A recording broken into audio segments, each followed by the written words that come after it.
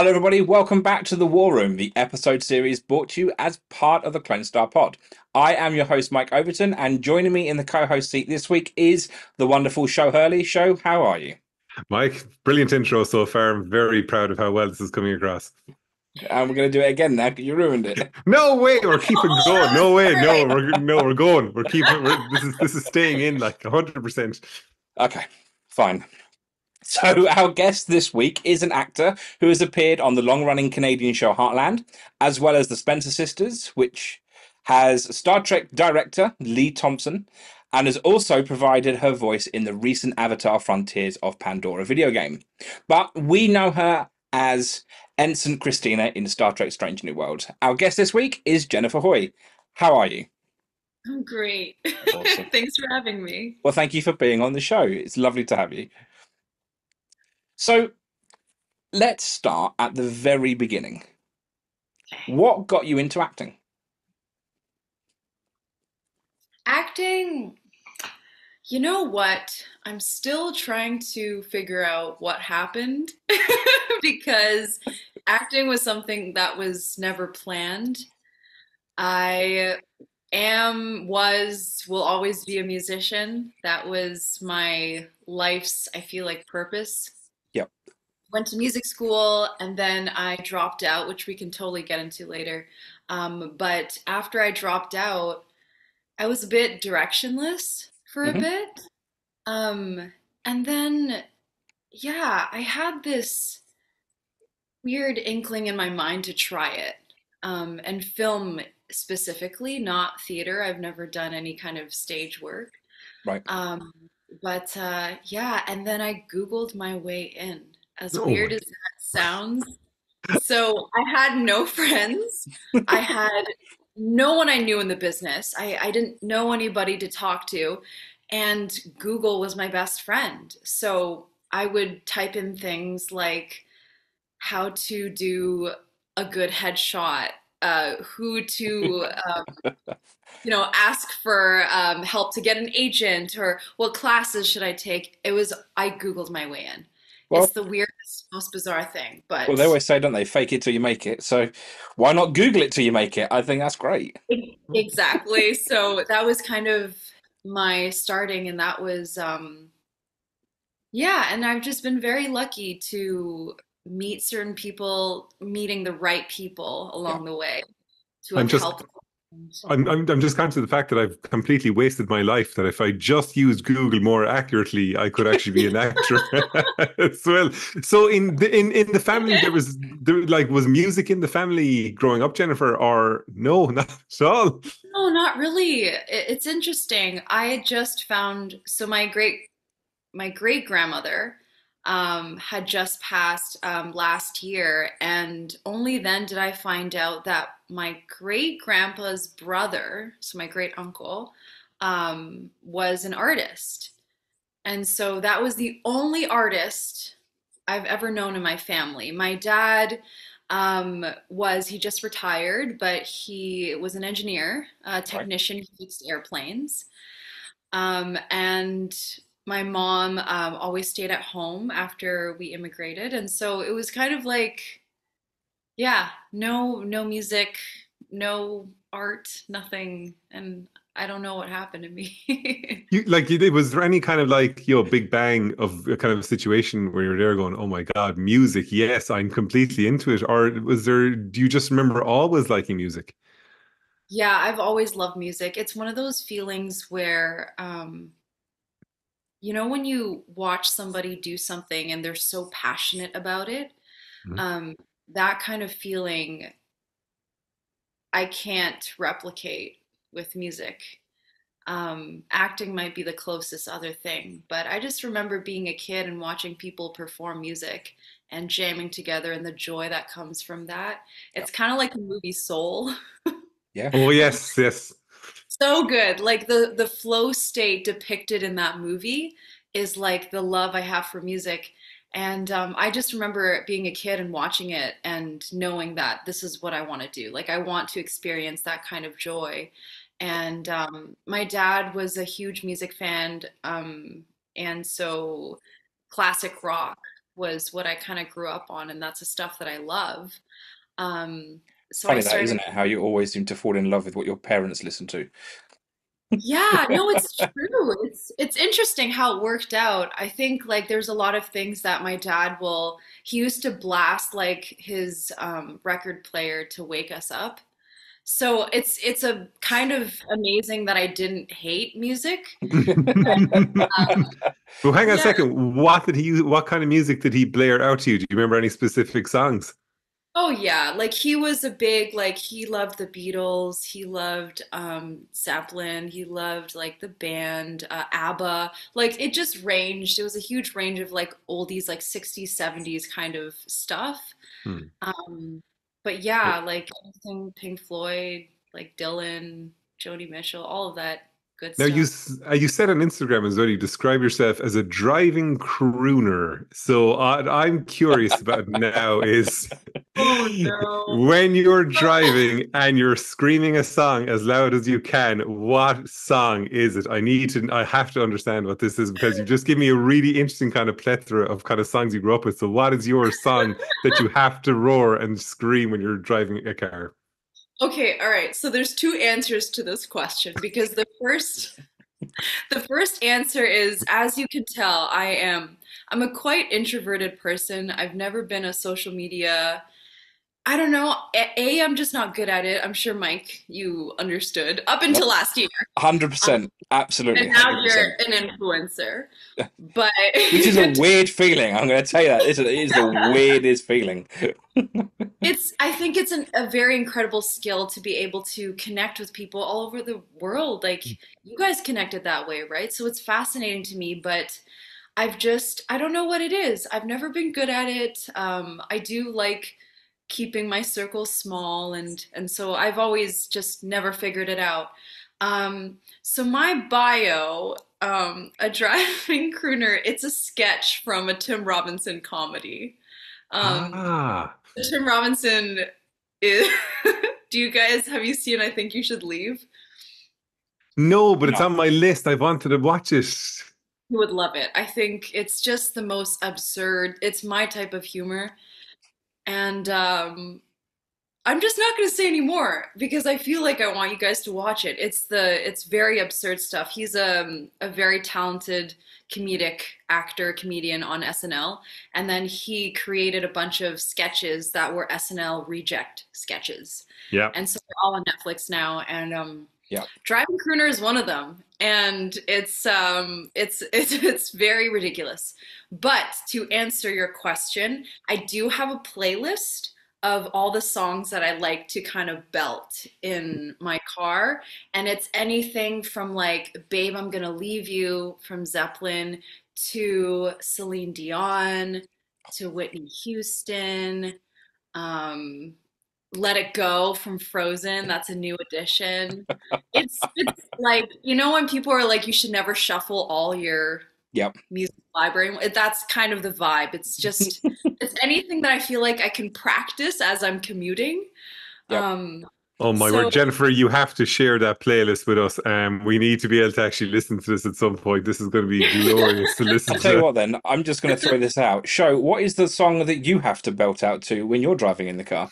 Oh, I'll tell you a story about that. I was driving to Dublin a few years ago with a friend of mine, and Cher's "Believe" from '99 solid. I was playing on the radio. See, me and my friend William started singing it as loud as we could, and then I noticed there was a car with two girls overtaking us, and they were clearly listening to the same radio station because I could see they were singing it.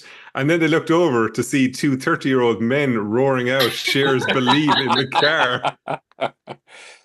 So I that is a love song I that. 100% will shout out as loud as I can. Do you believe in something? I can't remember. It's been I years since love I it. sang it. Man, shares for everyone. Oh yeah, love a bit of Cher. Yep. I have to say Yep. though, the Adam Lambert cover of "Believe" is probably the best cover of Take that that song. back. Take that back No, right now. This interview's Adam over. Lambert's fantastic. yep, I saw him live with Queen. Oh it's my Oh, on, it's on did my you? Oh list my of. word. If he ever comes back to the UK, it's on my list. I Yeah. was very fortunate. I met Brian May a couple of years ago at the pub. Whoa, at the pub? Yeah, so See, I used to do marketing for his local pub. What? And he also has a wildlife charity in the village as well. So I know a This couple of the people that work with him with that. So yeah, it's always a good laugh. So yeah, I've got a couple of She, photos of me in the pub I with a beer with him. I don't think I've ever seen a more jealous face in my entire life than Jennifer's face right now, directed at Oh, you, going, "Damn you, Mike." Well, we could talk about music forever. This I is literally live two villages over from Brian May. He lives in wow. Windlesham, which is just it's 10 minutes drive from me. Jennifer is currently looking at flights right now to go to London, and Mike is going to call over to you. Mike, let's take a random road trip to, I don't know, Windashire or whatever you call it. Windlesham, and I tell you what, I'll even point out which house it is. That's so cool. I feel like that's the thing about, Europe. I feel like a lot of the classic rock stuff is like it's British Yeah, music. it's Mm. Quo, it's Dire Straits, the Beatles. Yeah. They're It's Queen, the best. obviously. Yeah, it's the best. So it's just that is the coolest thing that you're there. And Jennifer, so you play the piano. Yes. Do you enjoy playing it? And kind of what are some of the bits of music that you enjoy playing most? Yeah, so piano I actually started when I If you was tell like, if you tell me you Googled how to play the piano and that's how you learned the piano, I'm actually going to leave the room straight away. oh man, imagine. No, that's one thing I feel like is so hard to replicate Yeah. for Zoom, like after COVID, I think a lot of musicians were kind of figuring out like how do we play with each other. I don't know if there's any program that can take away that lag and, give that real feeling of playing in person. But anyways, piano. So I was classically trained. I actually wanted to be a concert pianist for a long time. I went to like an arts high school and focused on piano there. But then piano's really lonely. Yeah. It's a really lonely instrument. So you're kind of in the practice room for hours on end, and you rarely play with the orchestra. It's kind of like it's a piano concerto, so you're featured in it, but you don't have orchestra rehearsals, just like, excuse me, all the other instruments do. So that was kind of when I transitioned to voice. I started taking singing lessons at like 14. So again, I've been late in the game for everything that I'm doing. Singing, I started so much later, and but I was so obsessed with it. I became a very um, like I wouldn't, go out with friends. I would just practice all the time, just very, very obsessive. And then I had a Led Zeppelin cover band in high school. Oh my God, this is glorious. I know. It was wild. And I had no idea what I was doing with my voice. And then I got a voice teacher and she ended up being an opera singer. Oh wow. And so that was kind of my trajectory. She was very traditional. And she would always say, you have to learn how to sing classical before you sing anything else. And that's not true, by the way. But I believed it. And then, Did Google tell you that's not real, Jennifer? well, I think Tell I me the just truth. Google, I feel like, so I'm 28 now. So I was definitely like the cusp of technology. When I was in high school, Google was good, but it wasn't like the way it was now. And so I definitely kind of witnessed that go. But I didn't trust Google until I was probably in my mid 20s. I still don't Um, trust Google. Actually, Jennifer, you've done it in the episode. Every single episode we do, there's a moment where we're reminded how horribly old we actually are, and you've Yeah. done it there by saying you're 28, I'm 41, so now I'm reminded of the fact that I'm an old fogey in comparison to you, Aw. and I can't reveal Mike's age because he's too pretty. Oh, Also, thanks. Well, I'll be so 33 this year.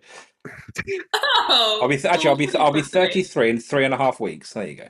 Oh, Jennifer, we didn't tell you at the start of the interview that unfortunately at the end our guests have to sing a song. So I hope you still remember those Led Zeppelin covers that you did all those years ago. Or Man, Frozen, one of the two. You don't want to hear them. What those were like little Jen at 16 thinking she could sing Robert Plant. Like Oh, we that can't was wait to hear so that. good. That's the perfect way to end the episode. Like, it'll be great. Oh, that's so funny. So, Jennifer, you fell out of love with music for a while. Why was it, and what kind of brought you back to it? Yeah, so there was a mixture of things. So I studied at a conservatory called the Boston Conservatory. And it was, I think, my first time being away from home, being in the States instead of Canada. And I was there at a time when Trump was elected, and it was a very hard time as like a small Asian girl, and it just was a very racist and sexist city at the time, and yeah, those there were a lot of like traumatic events, I would say, that kind of happened to me while I was in school there, and I think I must have linked it with music. But the other thing was I was so heavily focused in the classical world in opera that I lost my ability to sing Led Zeppelin and stuff like that. So finding that my own voice again was really hard, and I think a lot of that kind of triggered a lot of mental health stuff for me. And yeah, so I kind of fell out of love for it because I was just really heartbroken, I think, just by the industry and by the people. Um, and coming home was it definitely helped. And ever since then, I'd been working to get it back. And writing a lot helps. So I'm writing my own music now, which is really therapeutic. Um, and just finding the balance of everything. So, one of the next bits of music you're going to compose is the Ballad of Mike and Show, yes? Hell yeah. That sounds like a Featuring, Klingon war That's what we song. I'm want. sorry. Yes, I'm featuring all Mike up. and Show. Let's go. Yeah. So it's a Klingon opera, yeah? The first, would it be the first ever? You guys would know. So is there an instrument that you wish you'd learned to play other than piano? Oh yeah. So I also play guitar. Okay. Wish I was better at it. But an instrument that I absolutely love that I can't play at all is bass guitar, Okay. like slap bass or like a cello. I love the Ah, cello. See, That shit sounds so good. yeah, I play piano and I play drums, but Oh, cool. I always wanted to learn violin. Yeah. What it's, I mean, it's never too late. Oh yeah, definitely, it's way too. Aw. Your It's way partner's too. and if like, we've learned anything, Mike, if we've learned anything from this conversation, Google as your friend in order to pick up those lessons and how to play Google the it. cello. I don't Let's think I want to put my partner or my neighbors through that. exactly. Your partner's just like, first he was yelling, and now there's a And violin now he's going screeching on. and killing cats with the violin. Yeah. Joe's gonna get a call being like, "What did you do to Mike?" Oh, that's funny. Show your video's frozen. Oh, you are. Yeah. And it's the weirdest face, and I've screenshotted it. Anyway, we'll just continue on until show's connection resumes. Sounds Oh, great. Oh, there you you are. back? Yeah. Am I back? Yeah, you're Am I back. back? Am I back? Yeah. Am I back? Yes. Okay, Grant. That was really weird. Okay, Jen, you're proud of your heritage from from where your parents are from, things like that. Have you tried to bring that into, say, the music that you kind of look to compose and things like that in terms of what you've written? Do you kind of like to make it more contemporary, or do you try and tie it into, say, where your family is from? Yeah, I love that question. So, yes, I'm working on an EP right now, and a few of the songs they're not necessarily, I guess, tied to traditional elements of any kind of Chinese musical things, but I love my parents, and I'm so inspired by truly any immigrant story. It doesn't have to just be Chinese, but it really blows my mind how someone could go to, honestly, a completely different world, as it seems, not speak the language, not know the culture, and still make a life there. So I have a few songs on my upcoming EP that reflect my parents' story, the difficulties of understanding how to be in two different cultures. That's also something that have always kind of struggled with, and which one is your identity. So yeah, I like more of a storytelling aspect of music, and I think that's why I was so drawn to film.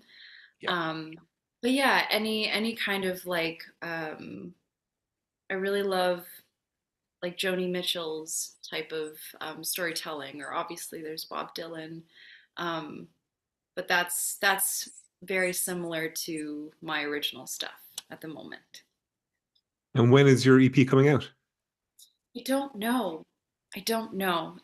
I've been working on it on and off in between projects for a bit, but I haven't set a date yet. So Are you follow my self-publishing, um or are you going through a label, or no, I'm self-publishing at the moment. Yeah, yeah.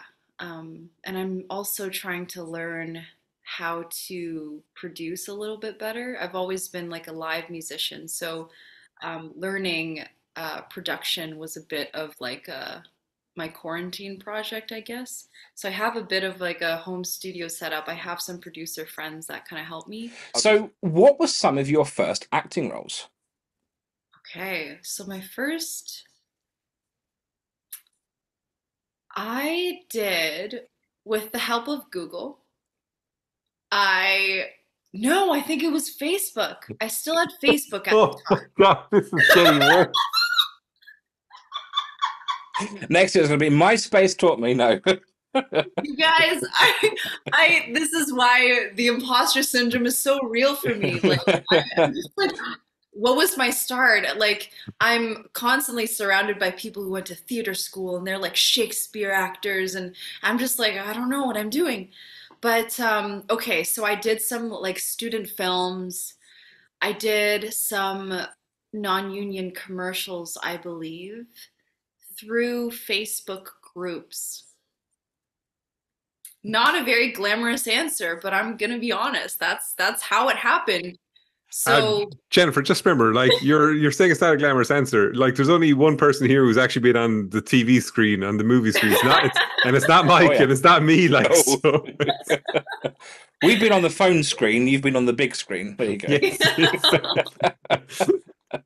well, that's I guess kind of the answer. But I yeah, I would say those things were shown like internally, so it's Right. not even something you can kind of look up. It's students' projects and little commercials, or corporate ads or stuff like that. Yep. But then yeah, and then I started working, getting other roles in network television, or indie films and stuff like that. And But you're making that kind of sound like it's the easiest thing in the whole wide world. Like, how did you get into some of the TV shows and like even the indie films? Don't tell me you did it through Google or Facebook again, or I'm gonna have to turn off my camera and walk away. at this point, I've programmed an AI to be my agent. No, that's not. Please tell me you own the domain name Hui.ai. That would be great. That would be great. And it's just reruns of Tim Robinson sketches. Um, no, I mean, so I was very fortunate to have found the team that I have right now. And how it really works is you kind of keep your training up. So I train with coaches and I go to class to keep learning. But then my team will send me auditions. So everything that I've ever worked on, I auditioned for. Yeah, and so that's the kind of dynamic it works, I guess. There's not that much mystery there as it, I think, gets perceived in the media. Yeah. But yeah, once a show is filming in your city or not, they release breakdowns to management teams, agencies, stuff like that. And then your team will submit you. And then if you get an audition, you audition. And then the rest is kind of You either history. get it or you don't. Exactly. You either get it and you hear about it or you don't and they ghost you. Like it's when people say, Like yeah, applying when for jobs. honestly, yeah, kind of. But I feel like in other industries, you at least get a, I'm so sorry, like, you know, blah, blah, blah. You get a kind of email or something. But for us, we don't hear no's. We just, Right. it's Just silent. nothing.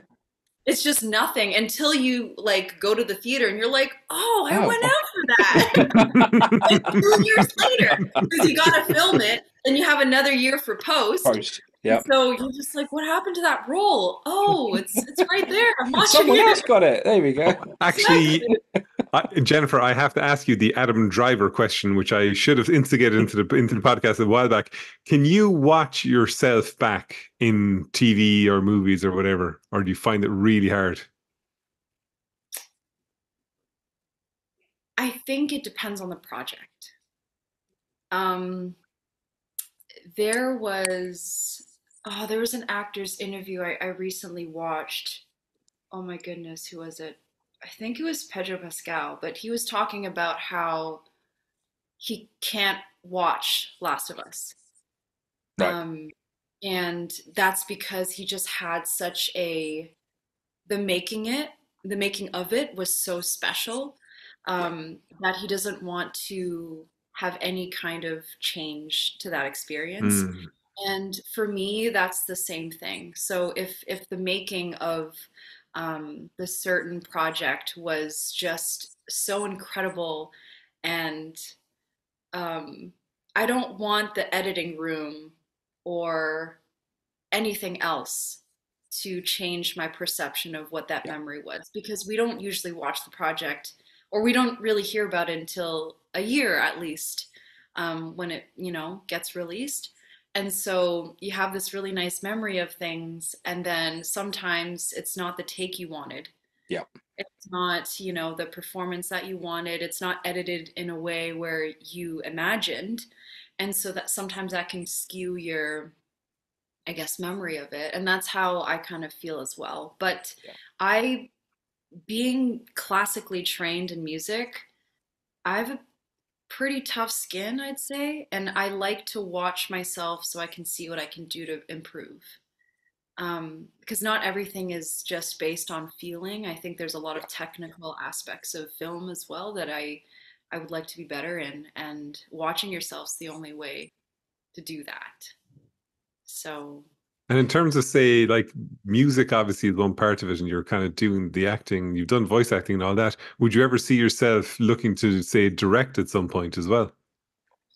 You know, I think maybe when I have much more experience in the industry, but I wouldn't say I have so much respect for directors and what they do. I don't know if I have the eye for it just yet, but I would love to be that person on set one day, to be able to kind of lead and just to make my own projects kind of come alive. Yeah. One day. You can hit me up in like 30 years. We will hold you to that. I will set a calendar reminder now for 2050 something. That's, yeah. So, what do you think you've learned along the way? So, thinking back to where you started and where you are now, what do you think you've learned? Oh my goodness, tons. Just being on set, nothing replicates being on set, which is such a catch 22 because all actors want to do is work Yeah. to get experience, and no amount of class could show you what that's like. But I think the most valuable things I've learned is to Hmm. Is that it's it's a team effort. Everything on set it's all a dance. Yep. It's all like a puzzle. Um, and everyone needs to be on the same page in order for things to really go smoothly. Um, yeah, I would say that that is the most important thing, and remembering to not lose your own work and your own prep as a character just because things are going um, off on set. Yep. That's something I think has been a few hard lessons where, if you're on a set and people are being negative, like how do you still maintain your work for your character and not give up what you've prepped for the character just because sometimes people are bashing the project you're in Yep. right beside you, right before you have to start a scene. Like, how do you do that? And so those were hard lessons for me. So let's touch on some of your voiceover work because you've done two, three projects. Yeah, yeah. I've done two video games and one cartoon. Which do you prefer, video game or cartoon? They're so different. I love both. I truly like, I used to be a bit of a gamer. I have a brother growing up, one older brother, and so that was, I just, I love everything about a video game, and I love the puzzle pieces Uh, that, Sorry, Jennifer, just interrupt for a second. I have to age this podcast again. I What console did you grow up playing? okay, so I was more of like a PC gamer. Oh, Um, thank God. Okay, that's fine. is that okay? That's fine because like I grew up playing the Commodore 64, which I'm pretty sure Okay. most of the audience have never even heard of. So had that's a fine. PlayStation 1 followed by a PlayStation 2. Yes, I we had a PS2 as well. I think that was our first like non-PC console. We had a God. PS1 was like we had that, It's the one with the but black discs. yeah, we had like the gray Yeah, PS1. yeah, yeah. Um, yeah. But that one was like an extended family in Hong Kong, and we would just yearly go to them because my mom didn't let us really have video games until we got older. So, yeah, anyways, that was kind of like my childhood, I guess, with my brother. Um, but yeah, I don't know what I would prefer. I love cartoons. I love the world of cartoons and being able to morph into different sounds and sing as like a animal. Like that is a dream. I love both. And you were saying when you did for honor, you were able to embrace some of your kind of heritage as well, kind of with that. Yeah, that was really cool. That was my first ever video game, and they just really, you know, brought me through it. But my character speaks Cantonese as well as English in the game. And so it was really cool doing all the little like video game like the grunts, we call them onos and stuff. Yeah. And so like it's like when your character gets hit and you have to make that sound, or a character jumps from tall building versus short building. This is a gash instead of an arrow shot or whatever. And so all those things, but on top of that we had barks is what we call them. Like if you're a soldier, you're like, everyone get down. That would be a bark that you'd have to record. But I had barks in Cantonese, and that Ooh. was just so, yeah, it was so special, and so that was a really really cool project. Are you still fluent in Cantonese? Yeah, yeah. So I'm born in Canada. I don't read or write Chinese, unfortunately, but I'm fluent in Cantonese. It's better than me. I mean, no. You said my last name pretty damn well. So you got that going for you. That's yeah, that is the extent of my Chinese, unfortunately. Do you speak, either of you speak other languages? I speak okay French. Okay. I speak some Polish, some Czech, a little bit of Spanish. That's a lot. It's just from working with people over the years.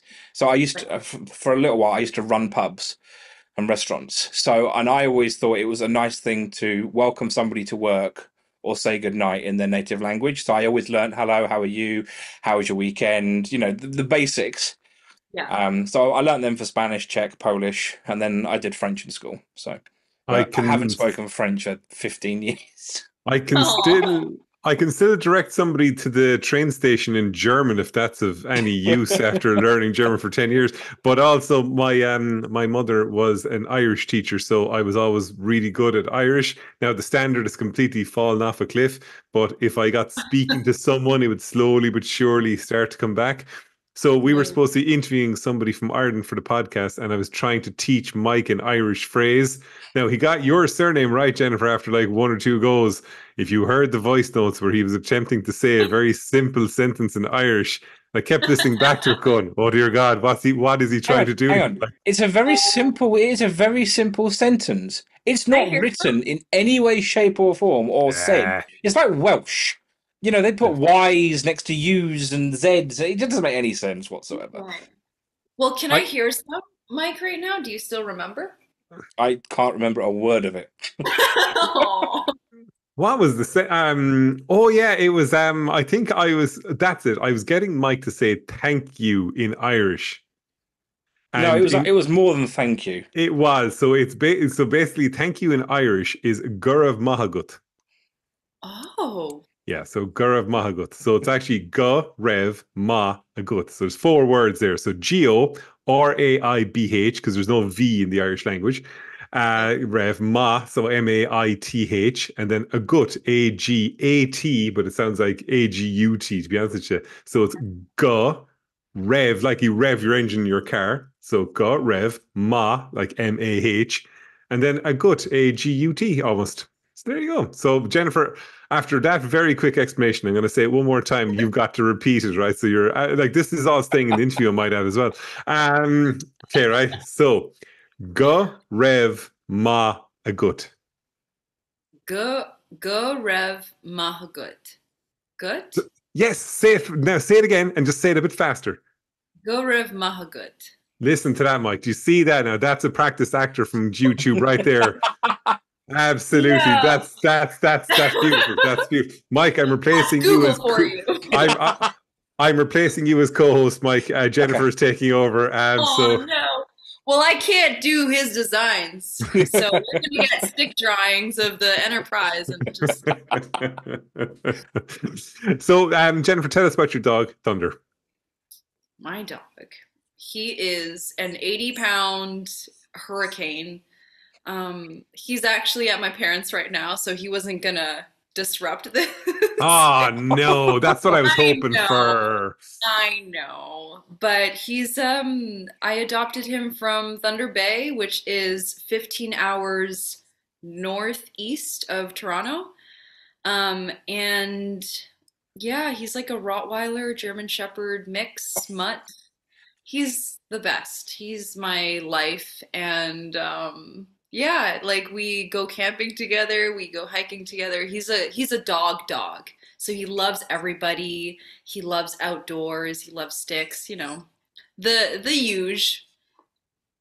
And I'm not a dog person, unfortunately, but I've You're seen not. I've Mike, seen the what? photos on Instagram, and he does look lovely. But I'm a cat person, unfortunately. I like cats too, but dogs are better. Although Jennifer, I had a dog growing up, but Oh. what is your love for everything everywhere all at once? Oh my gosh, you guys. That film is, well, firstly, I already love the Daniels because the Swiss Army Man was like a ridiculous, brilliant movie. Have either of you seen it? No, I've heard of it though. I haven't seen it yet. Yeah, it's with Daniel Radcliffe yeah. and Paul Dano. Oh my goodness, it's a wild film. So I was already fans of them. Um, I love the idea of not understanding how to love somebody, but still doing it anyways. And it's such a universal, beautiful message. and traveling through different universes, worlds in order to understand somebody because your love for them is that big. And that's just, yeah, it could be a partner, it could be your child, it could be, your sibling. It's just this idea of how powerful love could be. And then made in the zaniest, like, the Daniels way as possible. And then you just like plop in an Asian family. That is, it just like pulls my heartstrings. I have to say though, throwing an Asian family with Michelle Yeoh in it, Oh my and then it's gosh. just Of course, the absolute queen, my queen. what Just, yeah, what was your favorite scene in the movie? I have many favorite scenes.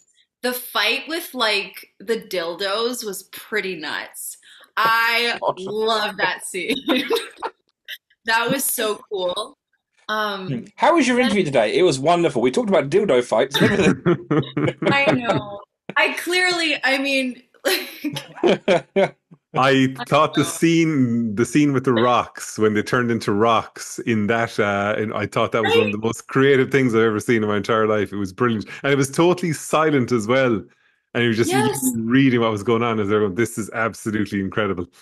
Yeah, it was, and that's what I'm drawn to. I love the gray type of themes in the sense that it's not just one genre. It's not Yeah, just one emotion. There's always constantly other things going, and that's just more lifelike anyways. Um, but yeah, the scene of like that little fight at the end with Stephanie Shu, like with the daughter and the mom, like that brings me to tears. The the montage of the dad and the mom, like Huey Kwan with like their different alternate lives, but still choosing to be together. Like that, it's just, yeah, it made me laugh and cry and just there was action, there was comedy, like it was just the perfect film. it's definitely going to be on my list to buy later. You haven't watched it yet? No, I haven't seen it. It's been on my list for a while. Do you know what? I have got so much TV and film to watch. There. I'm just Here, struggling to find time at the moment. I mean, I still And haven't seen Barbie. you know what? Like, here's a very unpopular opinion. It's a big pet peeve of mine when people kind of give you shit for like not seeing something or Yeah, not having heard a band. And oh I'm just like, yeah, there's so much out there. yeah. And it's like, what's the point of, whatever? But it's totally fine. You haven't seen it. There's a lot going on with the streaming services and stuff too. Like, But there's yeah. a it's not lot of just that. I mean, we're now in 2024, and the majority of the shows that I normally watch are just about to start airing again. And it's just like, what are some of the list? I'd love to know both of I love Blue Bloods, The Rookie, SWAT. Those are my three top US them. shows that I watch religion. I've watched Blue Bloods from day one, so nearly 15 years ago.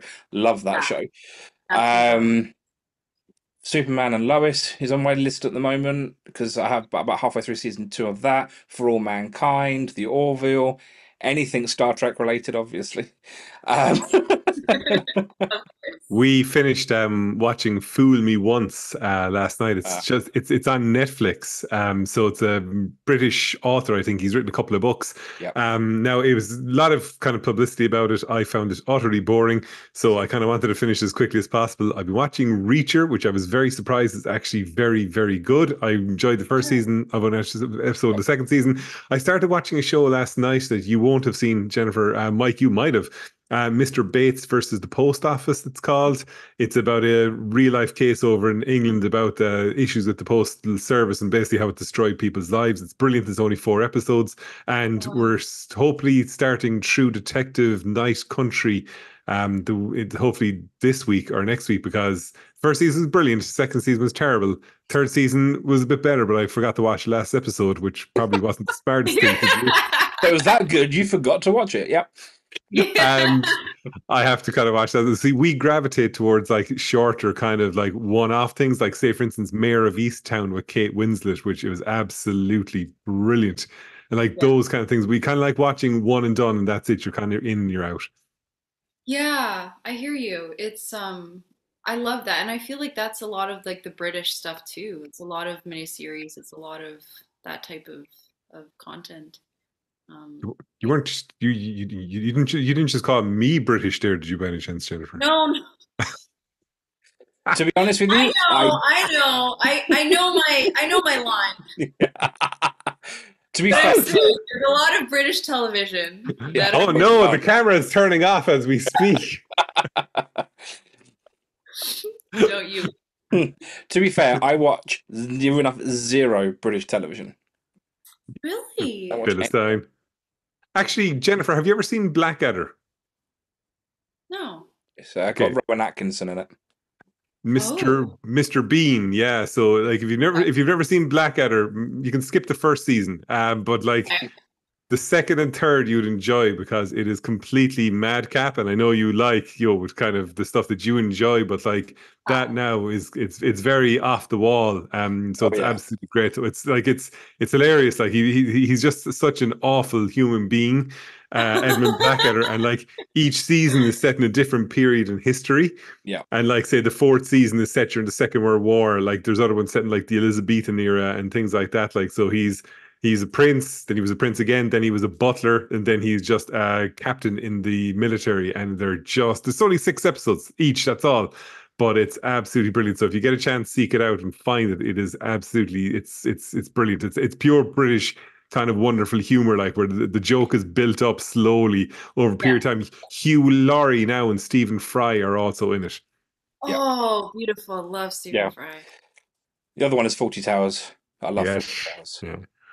Okay. Have you never seen or heard of Fawlty Towers?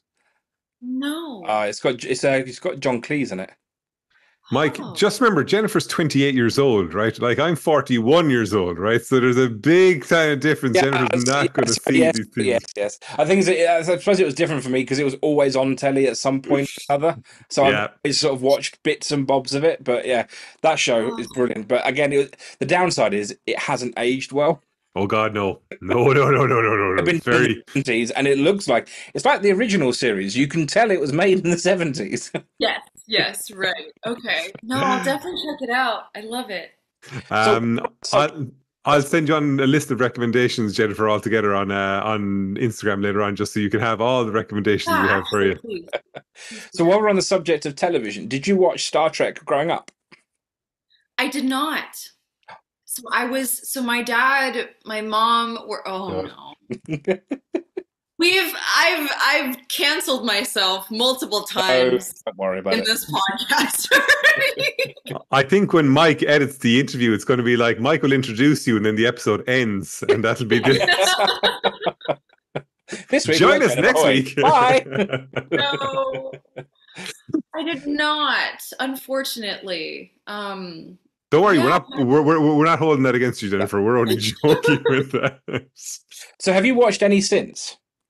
Yes, of course I have. So, when I got the audition, I gave my friend Patrick a call. He's a big Trekkie. He's watched all of them, all the movies, and so I was like, "Help me! I don't know what any of this means, and I have like 24 hours to do it."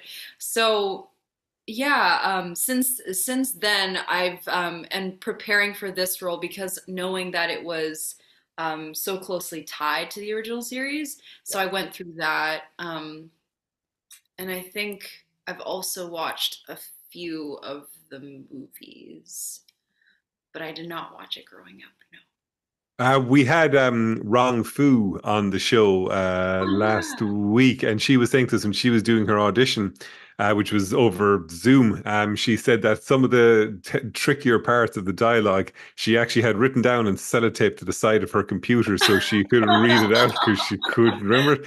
So I'm wondering, did you have something similar when you were doing your audition? No, you know what? I think personally, I didn't really have any jargon. No, I had a little bit, but I didn't. If I ever tape anything around my screen, it's so distracting for me.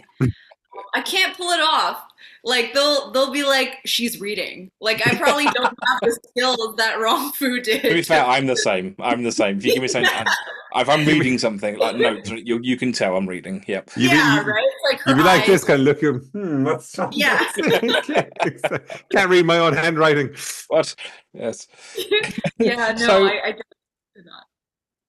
anyway, so I was going to say, so how did the role on Star Trek: Strange New Worlds come about? Yeah, so it came about like any other audition.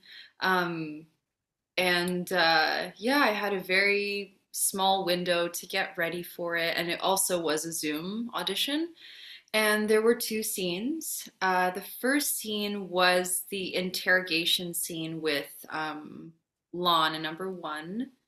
And then the other scene, I actually think it might have been like a dummy side, which is sometimes for shows that the NDAs are quite intense. Yeah. They'll rewrite scenes that are similar to other scenes so that just for auditions, so that it never gets leaked.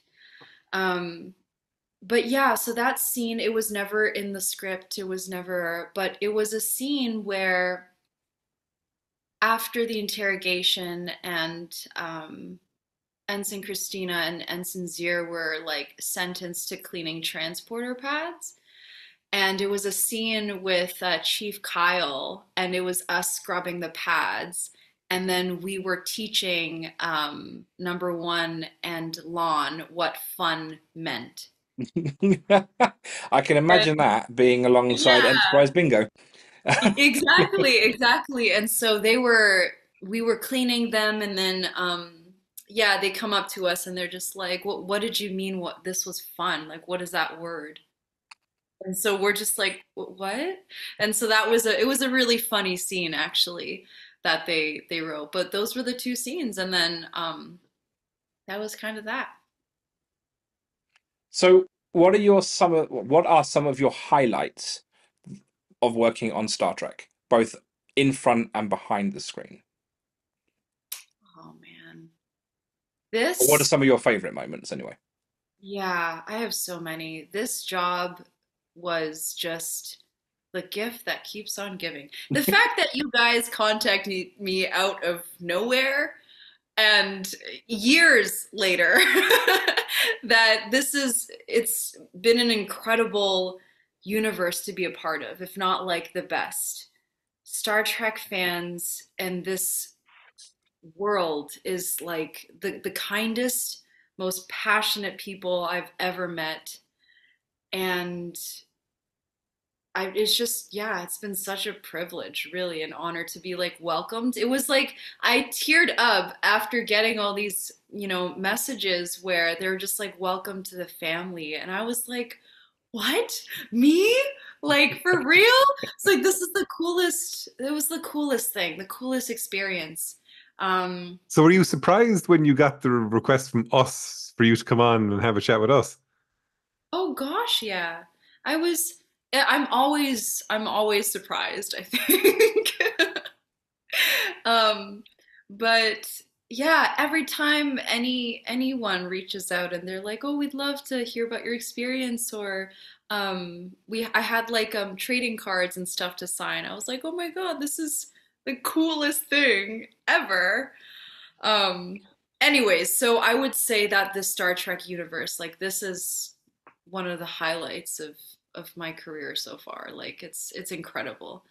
Um, What's the atmosphere like on set when you're there on the days you're filming? Like, is it kind of relaxed? Is it kind of fun? What's it like? yeah, well, I was very lucky to have been there for quite a few days to watch everybody work and get to know people as well. I definitely have some pretty hilarious, embarrassing stories from set, but the general atmosphere was very calm. It was very kind. There was this one thing that they would do, I'll never forget. It's called the Appreciation Award.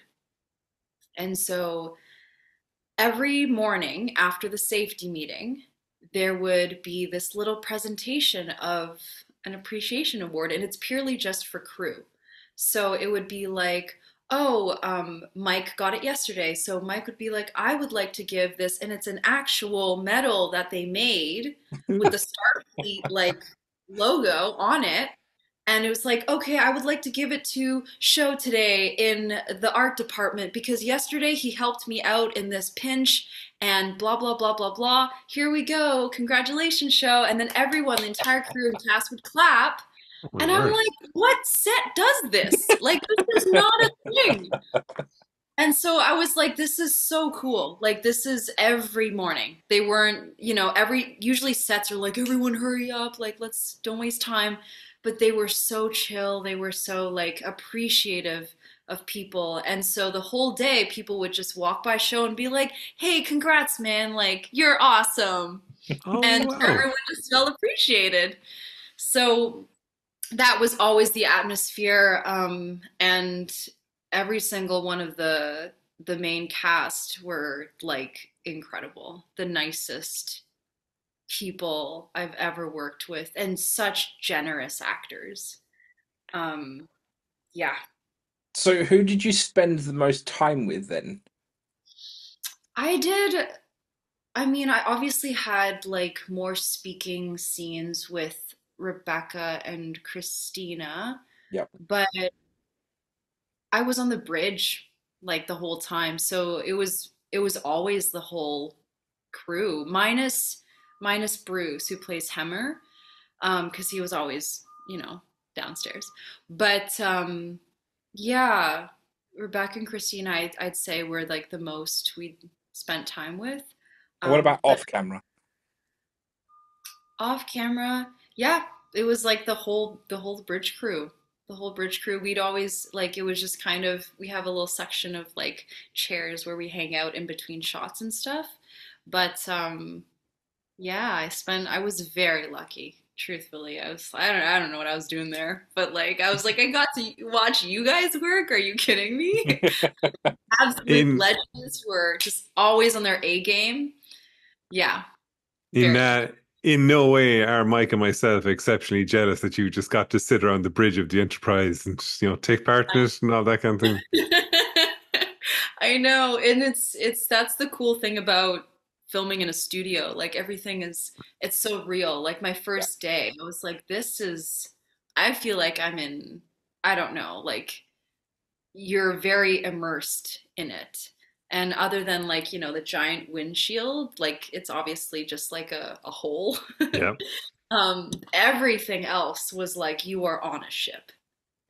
So yeah, very incredible work. People I've made me seen proud. some of the set photos, and it's mad. Yeah. One day, show. One day we'll get there. One day I'll Google it, Mike. I'll find the answer on Google. It'll tell me what we Listen, need to do in this. Well, I have to say, actually, to be that fair, Google can be your friend. that is the takeaway from this interview, honestly. Like they didn't pay me, unfortunately, but Google. Well, to be fair, it was Google. It was through Google I found out that Anson was in London for the premiere. There you go. What we normally do as well, Jennifer, is whenever we send out the kind of episode image, we have like a picture of the actor, we have kind of their name, then a description. So we'll put you down as Google brand ambassador when we're actually doing Oh, this. I love that for me. Google technical expert. Yeah. Don't put that. I don't know shit. Jennifer, would you like to return to the Star Trek universe at some point? Are you kidding? Yes. Like I was so heartbroken that I wasn't in season two. Of course I would love to. In any capacity. I love sci-fi. I love action. It's yeah, everything about that job was just so wonderful. Artistically, and just as a working environment, it was wonderful. And it's can be hard to say sometimes, especially certain conditions or certain groups of people. You're just like Yeah. hard to find the groove. But yeah, that was one of the best.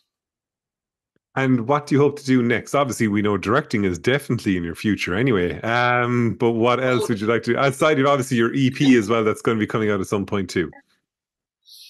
I I love I love sci-fi. I love being really immersed in different universe than this. Um, I'm constantly torn because on one hand, I love telling um, Asian, like Canadian American stories. I think, and that's becoming more and more popular, which is awesome.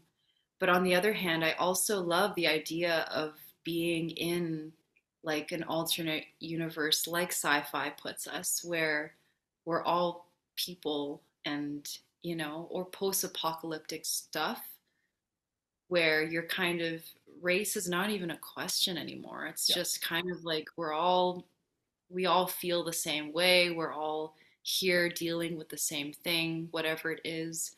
And I think that there's a lot of merit in having those types of stories. So I'm very torn. I love so anything from a very like immigrant story, a very dramatic type of work, to sci-fi action. I love all of it. Well, show, I will let you do the last question this time. Oh, aren't you so polite, Mike? I love it. Jennifer, this is a question we always ask all of our guests. It's a very easy question. So this shouldn't be too hard for you to answer. What does Star Trek mean to you? Hmm.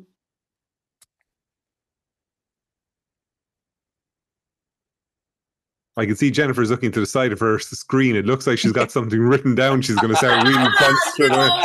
What's that say there now? I have my second laptop here ready to Google in case I get stumped. Putting into Uh, Chat GPT. Tell me what to say in this situation. Star Trek, what does it mean to me? Honestly, I just think family. And I have a few reasons of why, but the power that this world was created, that so many people can relate to, no matter what your background or ethnicity, age, and it's been alive for so many decades. Like that is so powerful, and it really speaks to human beings of how we function. And just there's no there's so much solidarity in it, and that's why I think family, it's always family. All the love that I've gotten from fans of the show or fans of just the universe is like I was a recurring character, but I wasn't a lead or anything. There wasn't a pivotal story for my character, not yet. um, but I was just given the same amount of love, and that is so beautiful to me. Like two fans from across the world can connect on that, and they've been doing it for decades. So that's yeah, Star Trek is family. Brilliant. And Mike, I will let you do the outro because this is where you absolutely shine. Thanks everyone for tuning into this awesome episode of The War Room. I have been your host, Mike Overton, with the wonderful Joseph Hurley as my co-host. Remember, visit our website, clonestarpod.com, for amazing fan art and blogs written by you, our fans. Until next time, live long and prosper.